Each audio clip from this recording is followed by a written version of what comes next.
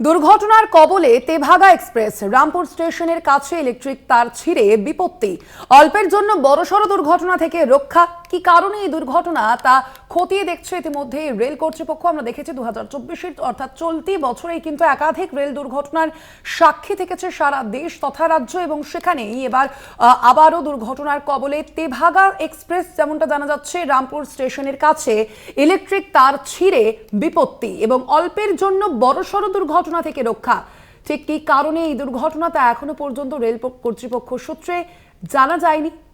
ঘটনার কারণ খতিয়ে দেখছে রেল কর্তৃপক্ষ। আপনাদের জানিয়ে রাখি, অল্পের জন্য বড়সড় দুর্ঘটনা থেকে রক্ষা পেল তেভাগা এক্সপ্রেস।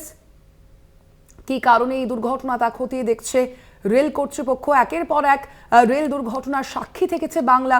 কাঞ্চনজঙ্ঘা এক্সপ্রেসের সেই দুর্ঘটনা অবশ্যই তাৎপর্যপূর্ণ এক্ষেত্রে, এবং এরই মধ্যে আবারও কিন্তু তেভাগা এক্সপ্রেস তা দুর্ঘটনার কবলে। অল্পের জন্য বড়সড় দুর্ঘটনা থেকে রক্ষা পেল তেভাগা এক্সপ্রেস। কি কারণে এই দুর্ঘটনা তা ইতিমধ্যেই খতিয়ে দেখছে রেল কর্তৃপক্ষ। রামপুর স্টেশনের কাছে ইলেকট্রিক তার ছিঁড়ে বিপত্তি সৃষ্টি হয় এমনটাই জানা যাচ্ছে।